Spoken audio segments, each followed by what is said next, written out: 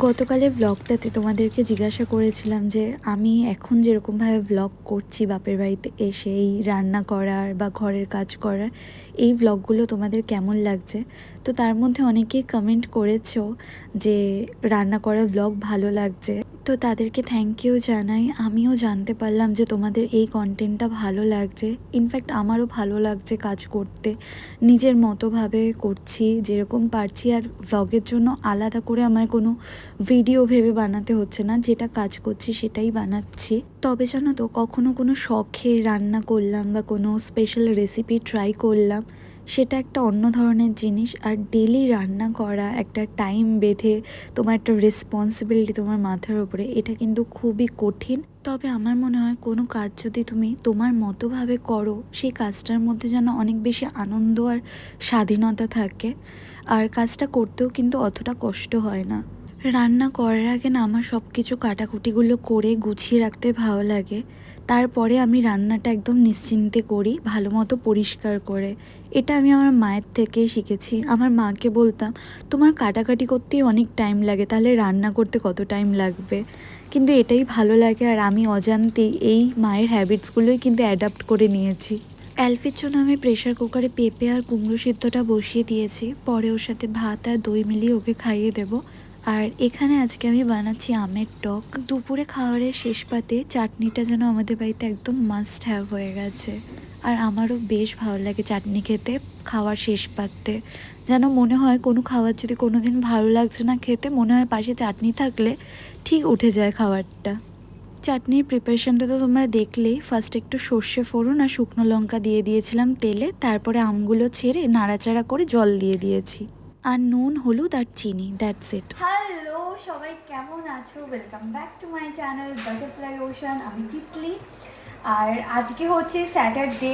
আমি ফার্স্টে ভেবেছিলাম সুরিদ হয়তো আজকে আসবে স্যাটারডেতে, বাট ও আসবে না, কারণ ওর মানডেতে কিছু ইম্পর্টেন্ট কাজ আছে, অফিসের কিছু প্রজেক্ট আছে, সেগুলো একটু প্রিপারেশন নিতে হবে, তো আসছে না ওই উইকেন্ডে।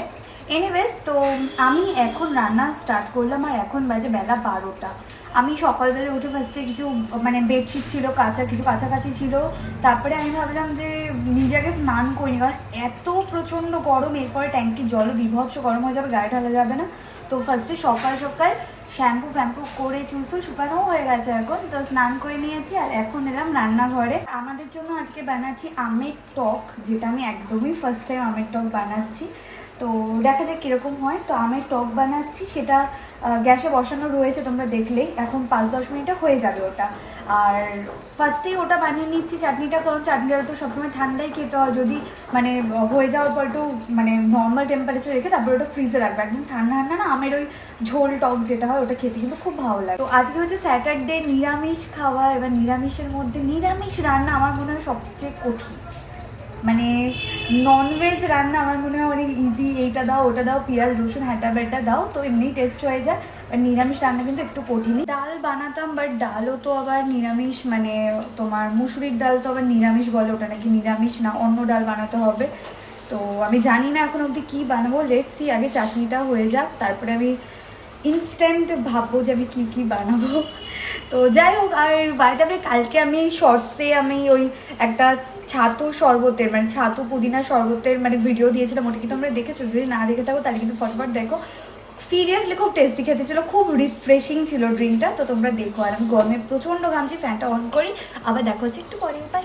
গরমকালে এই ঝোল ঝোল আমের টকটা খেতে কিন্তু খুব ভালো লাগে, ইনস্ট্যান্ট যেন পেটটা একদম ঠান্ডা হয়ে যায়।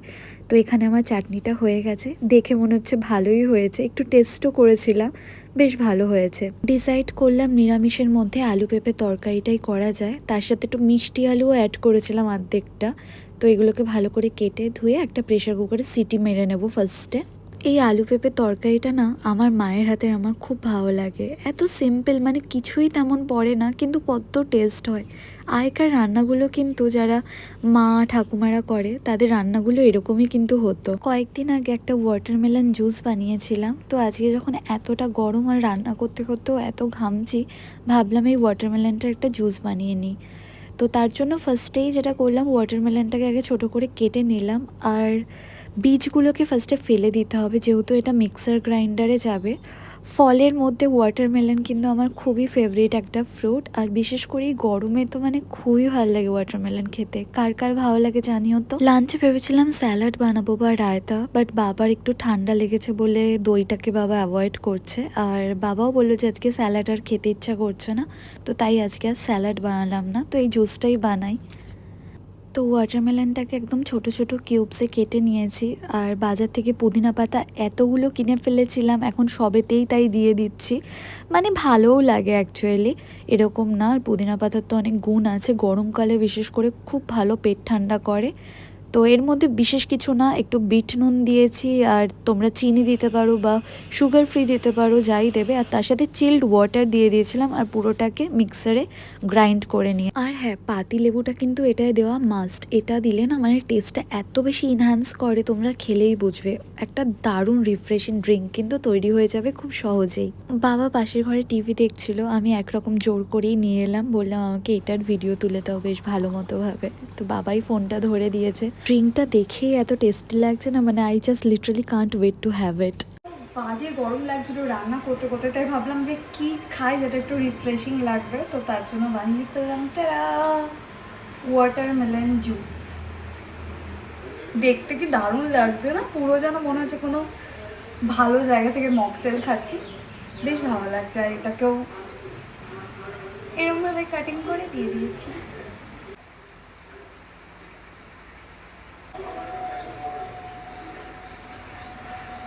দারুণ খেতে হয়েছে সিরিয়াসলি,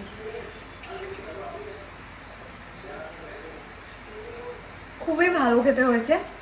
আর আমি ওয়াটারমেলনটাকে যখন গ্রেট করেছি, ওটার যে হালকা হালকা যে ওটার যে ফাইবার্সগুলো, ওগুলো আমি ফেলিনি। কেউ চাইলে ছেঁকেও নিতে পারো, বাট আমার মনে হয় ওটা একদমই ওয়েস্ট হবে জিনিসটা, কারণ এমনিও ওটা চিবিয়ে চিবিয়ে খেতে কিছুই অসুবিধা হচ্ছে না। ব্যাপক খেতে। একটা লেবুর বীজ পড়ে গেছে। রান্নার মাঝেও দেখো কি সুন্দর আমি নিজের জন্য একটা রিফ্রেশিং টাইম বের করে নিলাম, যেন মনে হলো একটা ব্রেক নিয়েছি রান্নার মাঝে। তো যাই হোক, আবার রান্নায় ফেরা গেল। তো ওখানে পেঁপে আলুর ওটা তো সিদ্ধ হয়ে গেছিল। এখানে কড়াইয়ে সর্ষের তেলটা গরম হয়ে যাওয়ার পর আমি যে টমেটোগুলো কুচি করা ছিল আর কাঁচা লঙ্কা আর একটু আদাটা ঘষে নিয়েছিলাম, তারপরে নুন আর 2 চামচ জিরে দিয়েছিলাম, মানে জিরের গুঁড়ো।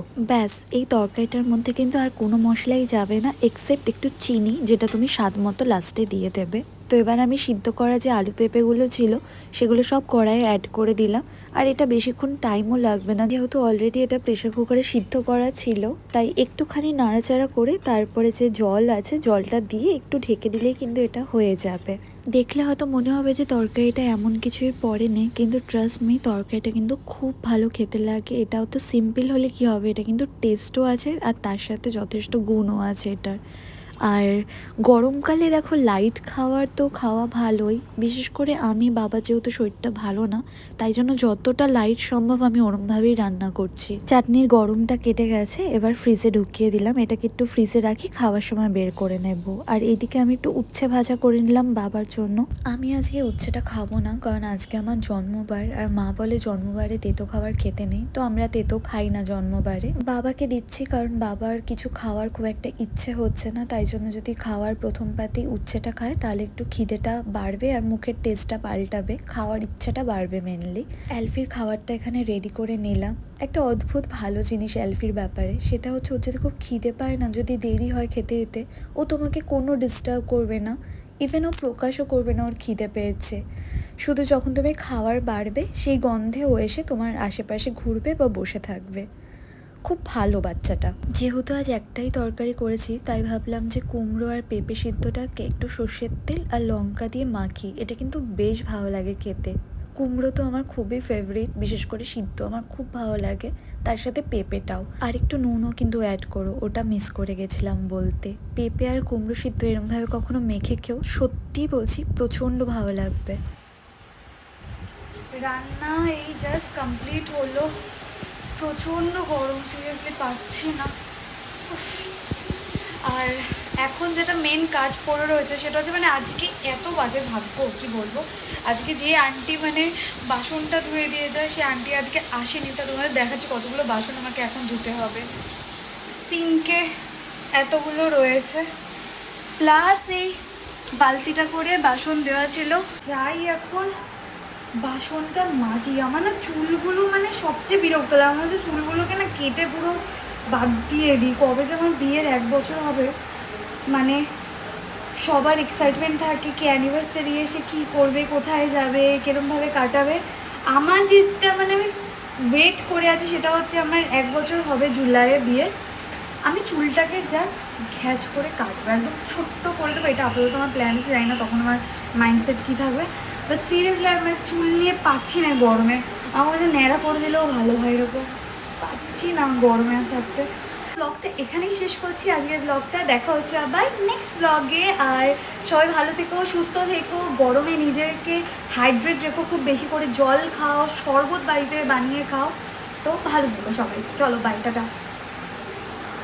আজকে যা যা বানিয়েছি সেগুলো তো তোমরা রান্না করার সময় দেখলেই, তাও ভাবলাম একবার যখন খাবারটা সার্ভ করছি সব কিছু একসাথে গুছিয়ে তোমাদেরকে দেখাই। ভিডিওটা ভালো লাগলে জানিও।